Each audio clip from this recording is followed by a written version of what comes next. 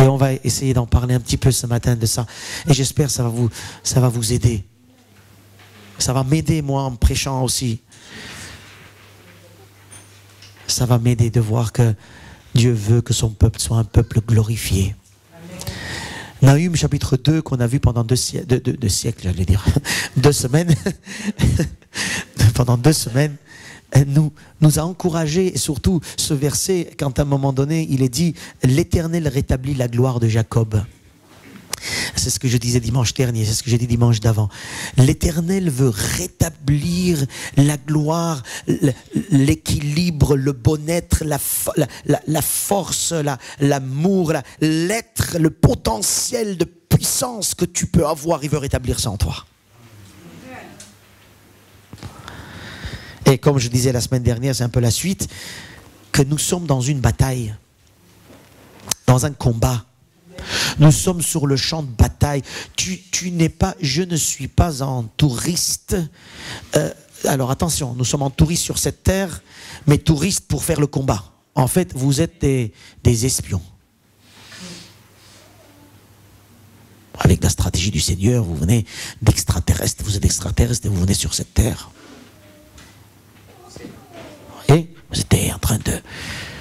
Parce que votre maison n'est pas ici, c'est extraterrestre. Quelqu'un me disait il y a 2 jours, Jésus apparemment il est extraterrestre. Je dis ben oui, il est extraterrestre Jésus.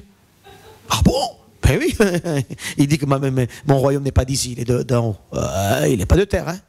Extraterrestre, en dehors de la terre. Nous sommes en passage et ici, le jour où nous avons compris qu'en fait on ne savait pas que nous étions des passagers sur cette terre. Quand on a donné notre vie à Jésus, là on a compris qu'on était des passagers sur cette terre, n'est-ce pas?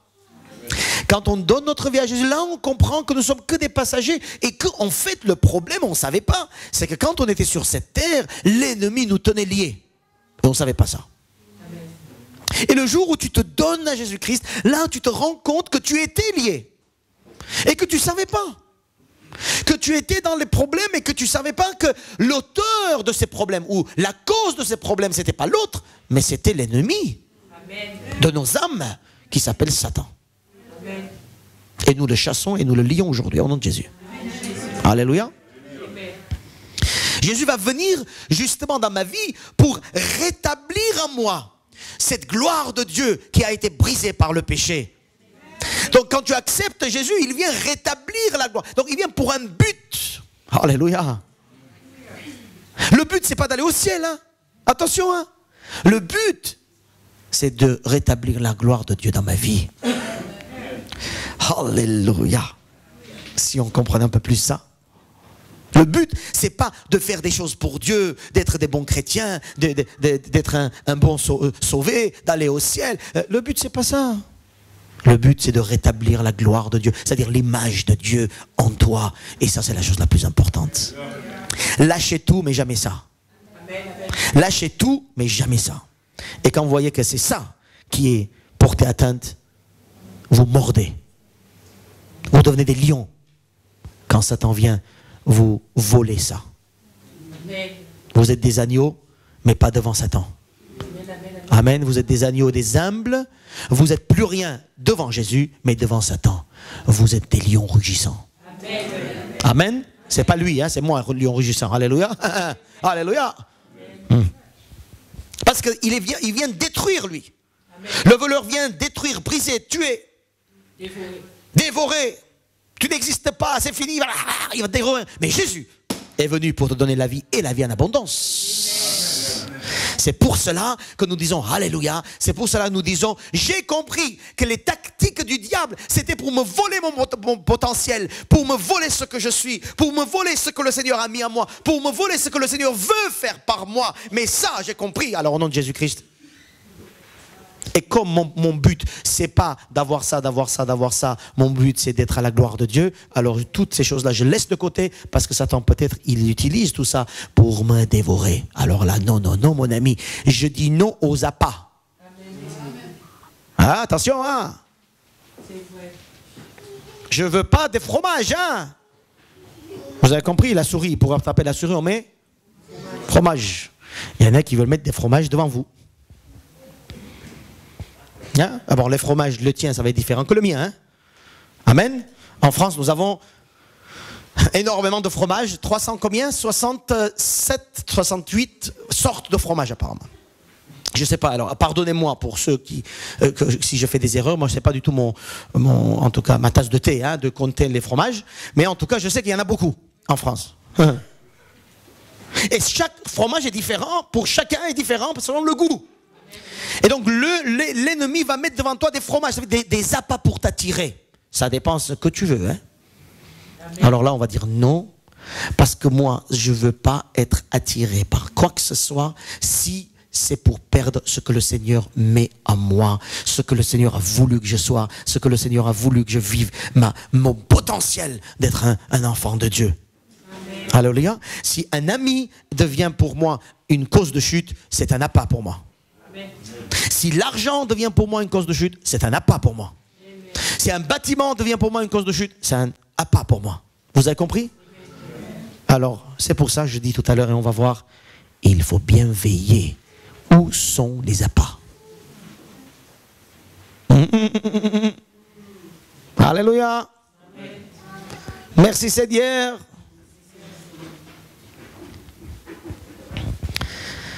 Et pour cela, je voudrais lire avec vous ce texte qu'on connaît bien dans 1 Pierre, chapitre 5, versets 6 à 9. C'est un texte de base de notre réflexion, mais je vais vous donner un autre exemple. 1 Pierre 5,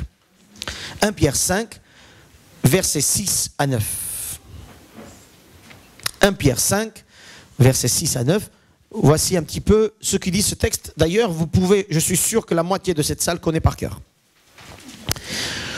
Humiliez-vous donc sous la puissante main de Dieu, afin qu'il vous élève au temps convenable. Déchargez-vous sur lui de tous vos soucis, car lui-même, alléluia, lui-même, il prend soin de vous. Soyez sobre, veillez. Votre adversaire, le diable, rôde comme un lion rugissant, cherchant qui il dévorera. Verset 9. Résistez-lui avec une foi ferme. Oh oui, pour ce mot. Sachant que les mêmes souffrances sont imposées à vos frères dans le monde. Je vais un petit peu décortiquer ce texte pour vous dire, mes amis, Dieu veut nous faire vivre et nous faire voir sa gloire. Amen. Ça veut dire la puissance de ce qu'il est. Il veut qu'on nous vive. Il y en a qui disaient, il n'y a pas longtemps, ils me disaient, alors est-ce qu'il faut prier pour avoir un don comme ça, ou un don comme ça, ou un don comme ça, vous voyez? Il y en a qui disent, moi j'ai le don de ça, l'autre dit, j'ai le don de ça. Moi je vais vous dire quelque chose, direct. Si tu as le Saint-Esprit de Dieu, tenez-vous bien ce que je veux dire, vous avez tous les dons. Amen. Parce que ce n'est pas vous qui vivez, ou qui accomplissez, c'est le Saint-Esprit qui accomplit. Amen. Alors Dieu veut que nous puissions vivre toute la gloire, toute la présence, toutes les choses de Dieu en toi. Et il y en a qui croient. Amen. Et ce texte va nous élever un petit peu dans ce sens-là. D'abord, la première chose dit ce texte, humiliez-vous. Humiliez-vous, cela veut dire quoi? Tout simplement, s'humilier devant Dieu, c'est d'accepter que Dieu a raison. Je dis des choses très simples. Hein? D'accepter que Dieu a raison, que sa parole est juste, que je suis appelé à vivre ou à suivre ses principes. Dans tout domaine, tout le temps et avec tout le monde. C'est ça s'humilier. Hein? Vous voulez que je répète? S'humilier veut dire accepter que Dieu a raison, que sa parole est juste, que je suis appelé à suivre tous ses principes, tous les principes de Jésus, de sa parole, dans tout domaine, ça veut dire pour tout sujet, et avec tout le monde, et tout le temps. C'est ça s'humilier. Alors si, une minute dans la journée, tu ne suis pas ce que je viens de dire là, c'est que tu ne t'humilies pas, que tu n'es pas humilié. Vous avez compris? Tout le temps, dans tous les domaines, je me soumets à Dieu. Ça veut dire que tout le temps, dans le domaine, je crois que Dieu a raison. Ce n'est pas moi, j'ai raison. Moi, il n'y en a pas. Ça n'existe pas dans l'église, moi, je. Alléluia. Hein? Comprenez ce que je dis, hein? Moi, ça n'existe pas. C'est surtout lui, sa parole, ses principes. Donc d'abord, la première chose, c'est une totale conversion de ce que je vous s'humilier, c'est une totale conversion. C'est vraiment se donner à Jésus-Christ. C'est se donner totalement, consacrer totalement à Dieu. Oh mes amis, peut-être vous êtes tous convertis, mais combien parmi nous sommes tous totalement consacrés à Dieu? S'humilier, c'est sans cesse le chemin de la consécration totale à Dieu, à ses principes, à ses priorités. Et je dis non dans la journée, tous les appâts que je peux avoir qui pourraient m'éloigner de ce point. Humiliez-vous donc sous la main puissante de Dieu. La main puissante de Dieu, je m'humilie moi parce que je ne suis pas plus puissant et que je connais rien et je sais rien. Je m'humilie devant, j'accepte. Si quelqu'un me dit, la parole dit que, j'écoute 2 fois et je dis ok. Attention, hein, y en a qui vont dire des choses, la parole dit que, alléluia, Seigneur notre Dieu. Vous savez, il y a tellement d'hérésie dans les églises. Il y a tellement, hérésie, vous savez ce que ça veut dire? Faux enseignement. Hein? Tellement d'hérésie chez les pasteurs. Et il y en a qui, comme ils veulent te dire un truc, et ils savent que ce qu'ils te disent, c'est pas très biblique. Mais il y a un verset qui pourrait éventuellement parler de ça.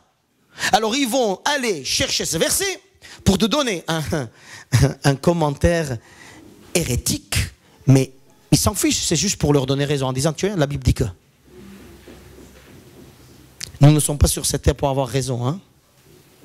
Si l'autre en face de moi n'est pas d'accord avec moi, ce n'est pas mon problème. Il n'est pas d'accord avec moi, alléluia. Ça peut lui être utile peut-être, ne pas être d'accord avec moi. Mais est-ce qu'on est d'accord avec la parole? S'humilier, c'est rester humble devant la parole, accepter la parole. Et regardez le texte, il dit, afin que Dieu vous élève. N'oubliez pas, le but, c'est que vous soyez glorifiés par sa puissance. Le but de Dieu, c'est pas que vous soyez toujours humble et un torchon. Hein. Le but de Dieu, c'est que vous soyez élevés, que vous puissiez vivre les choses extraordinaires. Le but de Dieu, c'est que vous puissiez être dans la joie, dans la paix, dans la puissance, dans toutes les promesses de Dieu. C'est ça le but. Afin qu'il vous élève. Le but de Dieu, c'est qu'il vous élève. C'est pas parce que vous soyez humble, c'est qu'il vous élève. Mais pour le chemin d'élévation, tu as besoin de... Hein, avant la résurrection, il y a eu le tombeau, hein, la croix et le tombeau. Ah oui. Jésus, s'il était ressuscité sans mourir, on aurait dit, mais c'est normal, il est Dieu, il vit. Mais non, il est mort. Dites bien à vos amis, Jésus, il est vraiment mort et vraiment ressuscité. Amen. Et là, le texte continue. Je vais vous donner un exemple. Après, vous allez tout comprendre, mais déjà prenez note pour ceux qui veulent. Le texte dit, déchargez donc vos soucis, déchargeons nos soucis, et il prend soin de nous. Il prend lui-même, Dieu, prend soin de nous. Cela veut dire que pour vivre ce que Dieu veut que nous vivions, dans ce combat qui est difficile, dans ces attaques qui sont difficiles, le Seigneur dit, il faut que tu aies une confiance entière. Amen. Que moi, je m'occupe de toi. Amen, amen. Alors, confiance, oui, mais entière, quelques petits soucis là. Confiance, on a tous, mais confiance entière, je ne sais pas. Racontez-moi votre vie, je vous dirai si vous avez une confiance entière. Et ainsi de suite, que je vous raconte moi ma vie et que vous puissiez me dire, est-ce que Sako, tu as confiance entière? La confiance, on a tous confiance, c'est pour ça qu'on est là, alléluia, merci Seigneur, mais entière. Jésus. Déchargez vos soucis, vos problèmes, vos difficultés que vous avez tous sur Jésus-Christ, alléluia. Déchargez sur lui parce qu'il dit, venez, déchargez sur moi vos problèmes. Je vais m'occuper de ça. Mais le problème, c'est qu'on décharge, tout à l'heure on a chanté, on se décharge sur le Seigneur, on met le fardeau devant le Seigneur, et puis on revient les chercher après la prière. C'est-à-dire, on reprend nos problèmes et on dit, ah ben t'as vu. Alors tu as déchargé, tu décharges, reste là-bas avec cette confiance qu'il prend soin de toi. Alors prendre soin, est-ce qu'il y a des infirmières? Nous avons une future infirmière. Est-ce qu'il y a d'autres infirmières là dans la salle? Non? Prendre soin, cela veut dire quoi? Vous savez, des infirmières, je les bénis, ces gens-là, parce que, en tout cas, ceux qui sont par conviction. Parce qu'il y en a qui font par métier, non, mais par conviction. Quand je vois des infirmières prendre soin d'un malade, le malade qui pue, le malade qui est sale, le malade qui n'est pas bon à voir. Ceux qui sont passés par les hôpitaux, vous savez ce que ça veut dire être dans un hôpital, dans un lit de l'hôpital. Être comme un torchon, comme ça. L'infirmière, un bon infirmier, va prendre soin. Mais prendre soin, c'est jamais agréable. Et Dieu dit, je prends soin de vous. Vos saletés, les choses qui puent, je prends soin. Juste fais confiance à l'infirmière que je suis. Bon, lui, il n'est pas infirmière, hein, il est chef des docteurs, hein, on est bien d'accord. Mais imaginez que vous allez à l'hôpital pour la chirurgie et vous voyez que le médecin qui vous a fait la chirurgie, il vient vous voir en disant, viens, je vais te faire les soins. Tu vas dire, oh là là, c'est le médecin qui vient lui-même. D'habitude, les médecins, ils passent, ils disent, ouais, c'est bien, vous pouvez sortir demain, ils partent. Hein? Ils touchent même pas, ils regardent même pas, je veux dire, voilà. Ils passent à peine à 9h du matin, ils passent avec le café dans la main en plus, pour certains. Je sais pas, pour ceux qui sont à l'hôpital, vous... Hein? Mais là, Dieu lui-même prend soin de nous. Alléluia pour ces exemples. Hein? L'image est claire. Hein? Merci Seigneur pour ces images des médecins. On les bénit les médecins, on les aime les médecins, mais qu'ils soient, on prie pour qu'ils soient vraiment dans leur conviction quand ils vont voir un malade. Amen. Un malade, c'est pas un torchon, c'est pas un morceau de viande. Un malade, c'est une personne. Alléluia. Il prend lui-même soin de nous. Il nous donne, cela veut dire, il nous donne ce qu'il nous est, on va dire, indispensable. Il nous donne ce que nous avons besoin. Il prend soin de nous. Mais toi et moi, nous devons apprendre à lui faire une entière confiance. Alléluia. Je parle à quelqu'un? Et là, le texte, n'oubliez pas, nous sommes dans un contexte de combat. Le texte, il dit, soyez sobres. Ne vous laissez pas distraire. Il y a une traduction qui dit, ne vous laissez pas distraire. Les appâts que je disais tout à l'heure. Ne vous laissez pas distraire. Ça veut dire que, voyez, hein, dans le combat, on ne se laisse pas distraire. Soyez sobre, veillez, veillez. Pourquoi je veille? Pourquoi je dois veiller, pasteur? Parce que ton adversaire rôde autour de toi. Ne vous laissez pas distraire par les appâts. Tom and Jerry, vous connaissez Tom and Jerry? Hein? C'est dommage qu'on n'en voit plus à la télé, hein, Tom and Jerry. Et Tom and Jerry, c'est super bon. À chaque fois, il y a des appâts. Il fait tout pour attraper la souris. Amen. Ben, la souris, elle est malin, hein? Elle est maline. Hein? Et ça, c'est Jerry, c'est normal. Hein, soyez des Jerry. Alléluia. Ne vous laissez pas distraire par des fromages. Ne vous laissez pas distraire par des bonnes choses, parce que le fromage en soi, il est bon, surtout pour la souris. Donc ne te laisse pas distraire par des choses de ce monde, mais sois sobre. Ça veut dire veille, veille, veille. Et je vais venir de 3 choses, je vais vous dire tout à l'heure. C'est le même texte. Pourquoi? Mais parce que ton adversaire, il rôde. Tu es en plein combat. Notre attention devrait être sur l'essentiel et non pas sur les appâts. Alléluia. Amen. Vous comprenez, non? Amen. Vous savez le job de l'adversaire, le travail de Satan, le travail de l'ennemi de votre âme, c'est de vous dévorer. Amen, amen. Comme Tom et Jerry. Merci Seigneur pour cette image aussi, je n'avais pas noté. Hein. Ça vient ces images comme ça. Tom et Jerry, alors allez-y cet après-midi. On va faire une étude biblique en regardant Tom and Jerry. C'est bon ça. Pourquoi pas? Son job c'est d'attaquer, son job c'est détruire, son job c'est de venir contre. Satan c'est pas, il vient pas un ami, il vient contre, mais avec, alors attendez, avec un masque d'amis. C'est ça l'appât. Tu as besoin d'un ami?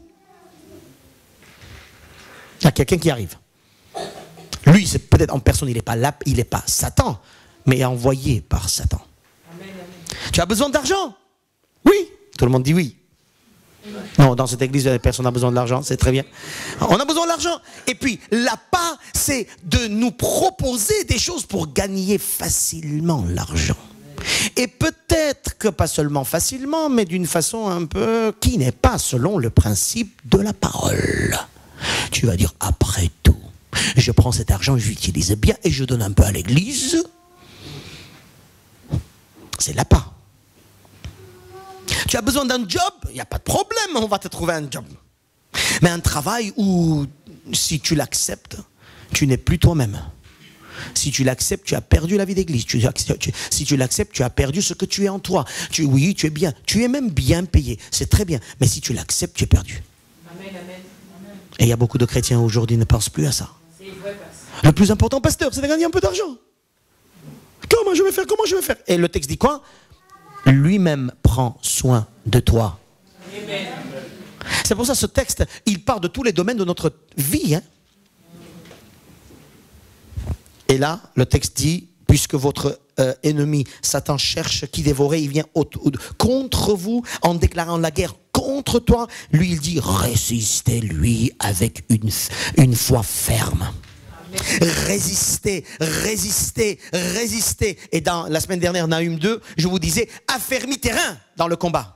Résister avec une foi ferme, c'est de rester dans la parole, de proclamer la parole, de dire non, puisque ta parole dit que. Amen. Non à tous les appâts de cette terre, non à toutes les attirances de cette terre, non à tous les bienfaits de cette terre. Si elles ne sont pas selon la parole de Dieu, alors je dis non, je résiste, parce qu'il faut résister. Hein. Un vrai chrétien, il sait résister. Alléluia, mes amis. Ne soyez pas des lâches. Un vrai chrétien, il sait résister pour dire non à ce monde, au péché de ce monde, au malheur de ce monde, aux attaques de ce monde. Parce que ce que toi, tu me proposes, mon frère, parfois c'est les frères qui proposent des choses bigouillées. Hein? C'est les frères parfois qui proposent des choses. Oh là là. Oh là là là là. Avec un masque de beaucoup d'humilité. Tu vois, avec un masque, beaucoup d'humilité, il me propose des choses. Oh là là. Alors je résiste, non, je dis non, non, non. La parole dit que, c'est comme ça, pas autrement. Le Seigneur veut m'élever, il veut me donner ce que je suis. Il m'a donné des dons, il veut que je les vive, que je sois heureux, que je sois puissant. Toi, ce que tu me proposes, c'est un appât pour aller dans ce sens-là, mais le moyen, le chemin n'est pas bon. Il y a une proverbe, qu'est-ce qu'on dit? Il vaut mieux voir la finalité que les chemins, on s'enfuit. Je sais pas, moi c'est un truc comme ça, là. Il y a une proverbe qui dit ça. Non, c'est pas tous les chemins mènent à Rome. Voilà, la fin, quoi, tu peux répéter? La fin justifie les moyens. Qu'est-ce que vous en pensez? La fin et les moyens, le chemin, doit glorifier Dieu. Si le chemin d'y aller, ça ne glorifie pas Dieu, c'est que la fin n'est pas bon. Vous avez compris? Résister, c'est de vraiment connaître la parole, accepter la parole, croire la parole, mettre en pratique la parole. Si tu ne sais pas faire ça, ou si tu ne veux pas faire ça, ou si tu n'as pas envie de faire ça, tu ne peux pas résister. Donc tu es dévoré. Tom, Jerry.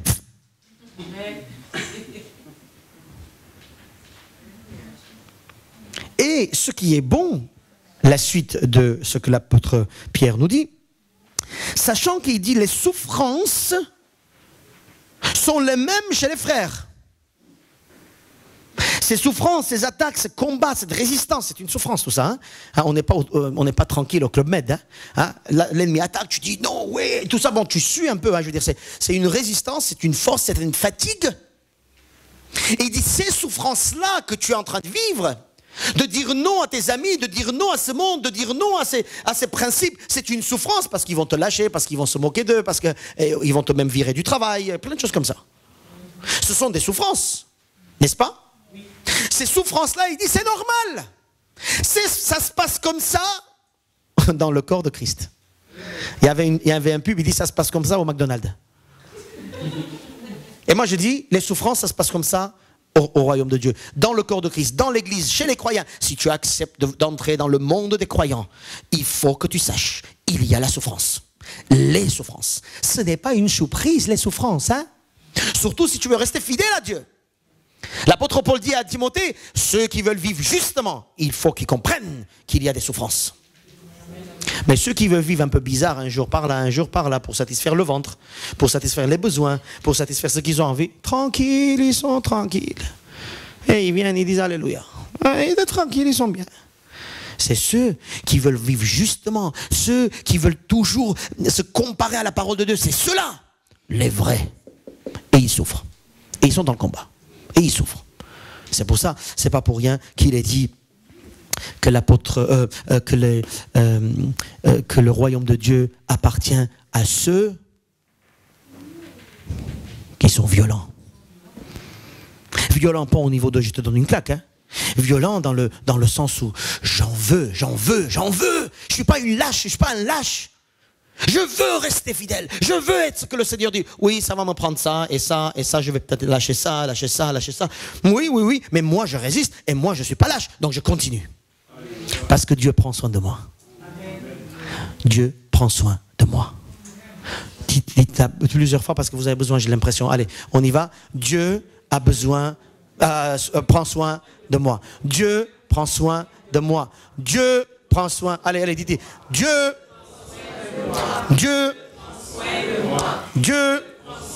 Alléluia. Vous pouvez acclamer pour cette parole. Que pour cette parole au Seigneur. À lui soit toute la gloire. Je vais vous donner l'exemple d'un combat et la stratégie que Dieu a voulu donner. C'est le combat de Gédéon. Dans Juge 7. Juge 7. Dans ce texte, Gédéon est appelé par Dieu. Je ne vais pas rentrer dans les détails. Il est devenu chrétien, je veux dire chrétien croyant à l'époque. Pour nous, ça va être chrétien. Il est appelé par Dieu. Dieu lui dit, vas-y, tu vas aller et tu vas avoir des victoires. Gédéon au début dit, ah bon, moi je peux pas, moi je suis petit, je sais pas. Voilà, tous les prétextes que vous avez tous. Moi je peux pas, je sais pas, et moi mais j'ai pas la tête à ça. Non, voilà, tout le monde fait un petit prétexte. Hein. Moi j'ai des cours, l'autre il dit moi j'ai du travail, l'autre il dit moi je suis malade, l'autre il dit moi j'ai pas envie, l'autre il dit moi je l'aime pas l'autre, moi tu dis voilà, chacun va donner un truc pour dire à Dieu, je peux pas faire la victoire. Voilà. Dieu dit à Gédéon, si. Moi je t'ai appelé, tu es le plus petit mais je t'appelle. Va avec la force que tu as, je serai avec toi. C'est ce qu'il a dit. La même chose que je vous dis là maintenant. Hein. Et Gédéon donc il va, bon, je ne vais pas entrer dans les détails. À un moment donné, Dieu va lui donner donc une victoire. On est en plein combat. Et Gédéon a avec lui 32 000 soldats. 32 000 soldats. Hein? Juste 7. Donc, 32 000 soldats sont là, ils se préparent pour le combat. Alors, ce qui se passe, c'est que j'aime bien là-dedans, c'est que Dieu dit, dis à ton peuple, à l'armée, aux soldats qui sont là, dis-leur que celui qui est craintif et qui a peur s'en retourne et s'éloigne de la montagne de Galade. Ça veut dire là où ils sont. Ceux qui a peur, ceux qui est craintif, rentrent chez eux. 32 000 soldats, les Madianites sont énormes en face, énormes. Ça veut dire que le combat est rude. En face, on sait qu'il n'y a pas de chance de gagner. On sait, humainement. Dieu dit, alors il dit, écoute, on va faire un tri là. Hein, parce que moi, je vais faire un travail. Le travail que je vais faire, c'est avec des gens, pas avec les peureux. Et Dieu dit, ceux qui sont craintifs, ils ont peur, ils ne savent pas, ils ne veulent pas. Et ils ont la tête ailleurs. Rentre chez eux.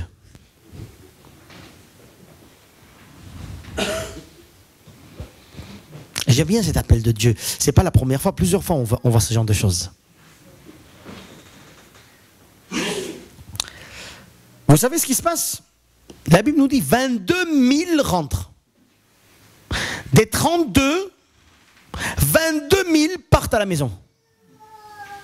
Vous imaginez la tête de Gédéon? Plus que la moitié de son armée sont partis. Alors ils étaient tous craintifs et peureux, ces gens-là. Alors là, je vous dis, heureusement qu'ils sont partis avant. Hein. Pourquoi ils avaient peur? Pourquoi ils avaient peur? C'était quoi le motif de leur peur? J'ai pensé comme ça, vous pouvez rajouter. Hein. ceux qui étaient, donc tous ces gens craintifs et peureux, ils avaient peut-être peur de l'inconnu. Qu'est-ce qui va nous arriver? On ne sait pas. En bagarre, en plein combat, sur une montagne, on ne sait pas qu'est-ce qui se passe. On ne peut pas avoir une bonne organisation en combat. On peut espérer, on peut le préparer, mais en plein combat, les choses peuvent changer. Donc peur de l'inconnu, ils disent non, on rentre. Peur du danger. Ah non, non, c'est dangereux. Oh non, qu'est-ce qu'on va faire des... Oh non. Eh bien, ils rentrent. Ceux qui ont peur d'être tués, ils rentrent. Ceux qui ont peur de la séparation avec leur bien-aimé. Et oui, si je meurs, qu'est-ce qui va devenir mon fils? Si je m'engage dans ce combat, qu'est-ce qui va devenir ma femme? Et ma maison? Et mon travail? D'autres, ils ont peur parce que tout simplement, ils ont peur de l'ennemi. 32 000, 22 000 s'en vont, mes amis.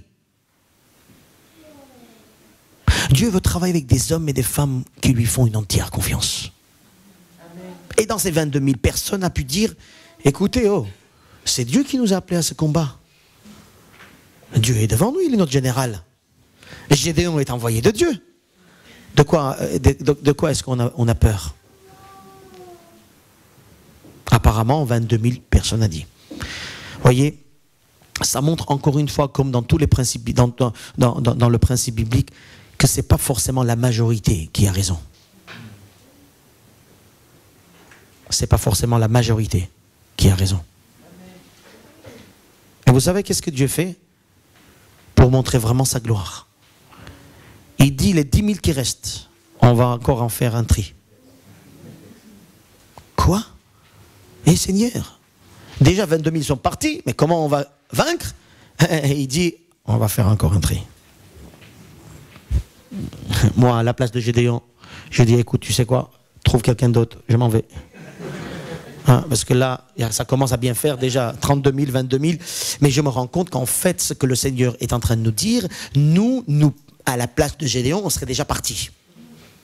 Et ce qu'il est en train de nous dire, non, non, non. Résistez, faites-moi confiance, soyez vous-même. Et nous voyons dans ce texte que Dieu va emmener les soldats devant la rivière. Et il va lui dire un truc, il va leur dire un truc que moi je n'ai pas compris au début. Il dit, fais descendre vers l'eau et là je t'en ferai le tirage. C'est Dieu qui parle à Gédéon. Celui dont je te dirai que celui-ci aille avec toi, ira avec toi. Et celui dont je te dirai que celui-ci n'aille pas avec toi, n'ira pas avec toi. C'est bon, hein? Gédéon donc fit descendre le peuple vers l'eau et l'Éternel dit à Gédéon.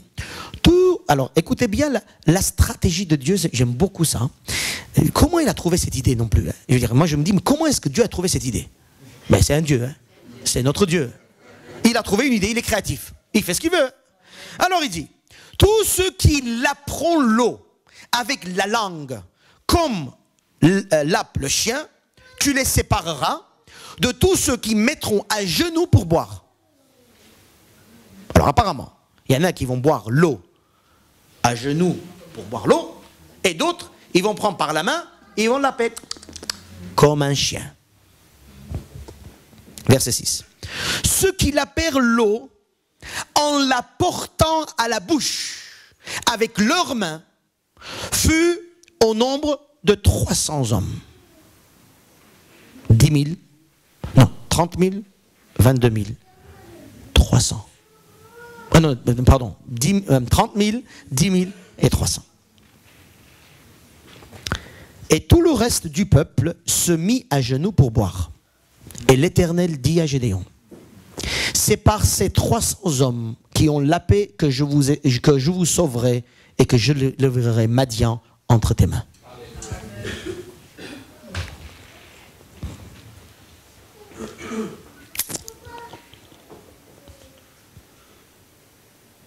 Ça va l'image? 300 hommes sont choisis par Dieu parce qu'ils ont fait un geste qui montre ce qui se passe dans le cœur. Alors on va vous expliquer, je vais vous expliquer le geste. Imaginez les 10 000, ils sont là. Ils sont en plein désert. Ils sont en combat, ils sont fatigués et ils ont soif. Alors, Dieu dit, amène-les là-bas qui boivent. Ils ont besoin de boire. Alors les 10 000, ils courent. Et puis ils se mettent à genoux et ils commencent à... Dieu lui dit, tu vois, ces gens-là, ils ont oublié qu'ils sont dans le combat. Ils se sont prosternés devant l'eau sans veiller autour parce que l'ennemi est autour. Alléluia. Leur besoin du jour est devenu leur indispensable et ils ont oublié qu'ils sont dans le combat. Alors que les 300, comment ils ont fait? Ils se sont mis dans l'eau, devant l'eau. Ils ont pris d'une main l'eau à la bouche et l'autre main sur l'épée. Et attention, en veillant ce qui se passe autour. Esprit de combat, voilà ce qui se passe. Ça vous parle, n'est-ce pas? Ça me parle aussi. Dieu cherche des hommes et des femmes qui ont l'esprit de combat, qui savent qu'ils sont dans le combat, qui savent que l'ennemi est autour, qui savent que Dieu est là. Et ils savent qu'ils ont besoin de boire aussi. Leur besoin, c'était de boire. Et Dieu prend soin. Alléluia. Il les envoie devant l'eau en disant, vas-y, tu as besoin de boire, vas-y. Mais n'oublie pas que tu es en combat. Les autres, ils ont dit, ah, j'avais besoin de boire. Oh là là, oui, oui, je bois. Ils ont oublié le reste, hein, mes amis. Hein. Regardez, quand votre fille est malade, votre fils est malade, que vous êtes ça et vous êtes ci, un problème vous arrive par là, un problème vous arrive par là, vous oubliez que vous êtes en combat. Amen. Quand un amoureux appelle, je t'ai vu dans la rue et tu m'as plu, par exemple. Hein. Ça y est, t'as oublié le verset biblique du jour. Parfois, il y a des mémoires qui arrivent du passé, d'un truc.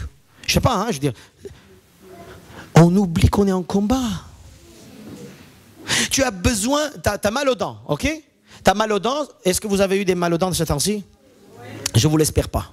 Je vous l'espère pas et je... Vraiment. Mal aux dents, tu as mal. Et là, il dit, là, il faut pas que tu oublies, tu es en combat. Garde l'épée. Et veille en même temps. Tu as besoin à ce moment-là que la douleur passe, mais ton besoin ne doit pas être l'essentiel de ta priorité. Amen. Même la chose est plus importante pour toi, la chose est très importante pour toi, mais la chose plus importante, c'est que tu veilles. Amen. Parce que l'ennemi veut te donner, par ce mal aux dents, il veut te dévorer. Amen. Et ça, prenez à vous tous vos sujets au quotidien. Prenez tout ce qui vous arrive au quotidien. Ne laissez rien venir. Même la chose la plus importante, ne laissez pas venir vous faire oublier que vous êtes en plein combat, que vous êtes en plein veille, que vous êtes en pleine d'attaque. Oui, ou pas acclamer le Seigneur. Mes frères et sœurs, c'est parce qu'ils ont veillé, tout en restant dans le combat, en subvenant aussi à leurs besoins du jour, que le Seigneur a dit, voilà des gens équilibrés. Le Seigneur ne cherche pas des gens disjonctés dans la foi, qui disent à chaque fois, alléluia, alléluia, et tout ça. Va voir à la maison, va voir comment ils font le ménage, va voir comment ils travaillent, va voir qu'est-ce qu'ils disent aux autres. Il faut l'équilibre, hein. C'est pas parce que tu es un bon chrétien que tu vas oublier faire le ménage à la maison, excusez-moi. Hein. C'est pas parce que tu es un bon chrétien que tu vas oublier de dire bonjour à quelqu'un. C'est pas parce que tu es chrétien que tu vas faire la tête.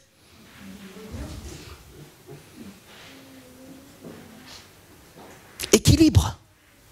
Tu as besoin de travailler, tu travailles. Amen. Amen. Tu as besoin d'aller chez le médecin, tu y vas. Tu as besoin, je sais pas, faire un truc, tu le fais. Mais fais-le avec une main sur l'épée. Ça veut dire la parole et l'esprit. Et les yeux regardent. Je disais la semaine dernière, les yeux regardent d'où peut venir l'ennemi. Les appâts, les brèches, les fromages, si tu es une souris. Hein? Tes yeux regardent, veille, veille, veille. Quand tu fais tes courses, surtout c'est les soldes maintenant, hein? Quand tu fais tes courses, tu dis pas, oh là là, moins 50%. Et il y a la personne qui est devant, tu dis, dégage. Dégage. C'est ça, être en combat avec le Seigneur. C'est ça, de veiller avec le Seigneur. Tu as besoin d'acheter ton truc à moins 50%, c'est très bien, fais-le. Mais n'oublie pas l'autre. L'équilibre spirituel, ils veillent. Ils boivent parce qu'ils ont besoin. Et Dieu dit, voilà les 300, ils sont peu, hein. Par rapport aux médianes, ils sont peu. Mais je m'en fiche, il dit Dieu, de toute façon, c'est pas eux qui gagnent, c'est moi. Moi, je veux juste leur montrer la gloire que j'ai. Alors eux, apparemment, pour eux, c'est très important. L'eau, qu'ils rentrent à la maison, qu'ils boivent du matin jusqu'au soir leur bouteille d'eau. Mais moi, j'ai besoin des gens qui combattent. C'est pour ça que je disais, attention à nos préoccupations du jour. Que ça ne soit pas la rivière. Pour que je me mette devant, je prosterne devant. Et je dis, oh, c'est ça, je veux ça, il faut que ça change, il faut que ça vienne ça. Oh Seigneur, s'il n'y a pas ça, je meurs, c'est ça, et c'est ça. Tu as fait une fixation sur l'eau, parce que ton besoin du jour, c'est l'eau, tu fais une fixation sur l'eau. Ton besoin du jour, c'est le travail, tu vas faire une fixation sur le travail. Ton besoin du jour, ça va être un ami, tu vas faire une fixation sur l'ami. Et le Seigneur dit, non. Dans le combat, il faut que tu sois équilibré. Tu as besoin de ça? On va parler de ça. Je vais te donner, je prends soin de toi pour ça. Au quotidien. Mais toi, veille. Toi, regarde. Toi, mets la main sur l'épée. Sois prêt au combat. Parce que l'ennemi, il est là. Il est autour de montagnes de Galade et toi, tu es au milieu. Il le dit, le texte. Alléluia. Amen. Mes amis, je vous dis vraiment que nous ne devons pas nous laisser distraire. J'aime beaucoup cette traduction. Nous ne devons pas laisser distraire par les choses de la terre. Nous sommes en combat spirituel. Et même si tu n'es pas en combat, je te dis, même si tu ne sais pas que tu es en combat, mais tu es en combat parce que l'ennemi veut te dévorer. Maintenant, c'est à toi, hein, si tu veux te laisser dévorer, vas-y. Hein? Si Jerry avait laissé à chaque fois à Tom de la manger, il n'y aurait pas Tom et Jerry. Hein? À peine une émission, c'est fini. Hein? Tom a mangé Jerry. Hein? Si tu veux continuer dans ta vie, il faut que tu combattes. Amen. Si tu veux arriver au ciel avec un front bien ouvert, bien dégagé devant le Seigneur, en disant, Seigneur, j'ai résisté avec ta force, je t'ai resté fidèle, Seigneur, je suis resté humble devant ta parole, et voici, Seigneur, ils m'ont attaqué, Tom est venu pour me manger à chaque fois, mais alléluia, il m'a tendu des fromages, alléluia, j'ai vu les fromages, et je suis parti de là. Amen. Et je suis là devant toi. Gloire à Dieu. C'est ce que je vous espère, mes amis. Pour chacun d'entre nous. Je relis le texte de 1 Pierre. Et maintenant, vous allez placer tout ça dans son contexte avec les images que je vous ai données. Humiliez-vous donc sous la main puissante de Dieu, afin qu'il vous élève au temps convenable. Déchargez-vous sur lui de tous vos soucis, car lui-même prend soin de vous. Soyez sobre. Ne vous laissez pas distraire. Veillez. Votre adversaire, le diable, rôde comme un lion rugissant, cherchant qui il dévorera. Résistez-lui avec une foi ferme, sachant que les mêmes souffrances sont imposées à vos frères dans le monde. Revêtez-vous, mes amis, de l'armure de Dieu, qui peut paraître inconfortable, certes, mais l'armure de Dieu pour résister à l'ennemi.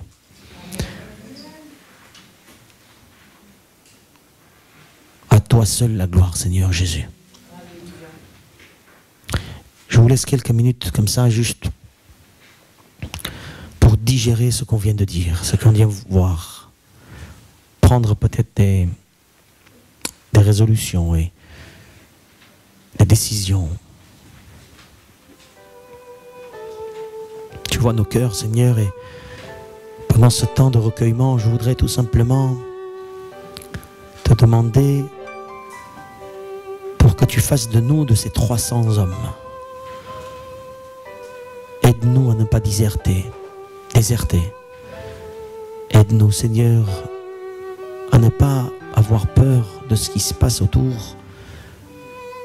Aide-nous à voir ta gloire promise pour chacun d'entre nous, tes bien-être, ta joie, ta force, ta puissance, ton zèle, ton amour pour chacun d'entre nous. Merci parce que nous sommes des Gédéons. Nous sommes peu de choses, mais tu fais de nous des héros de la foi. Et je voudrais vraiment, Seigneur, que à ce moment-là, ton esprit remplisse nos cœurs de cette confiance. Comme tu as dit à Gédéon, va avec la force que tu as, n'est-ce pas moi qui t'envoie? De la même manière, à chacun d'entre nous, tu puisses nous rappeler que tu prends soin de nous.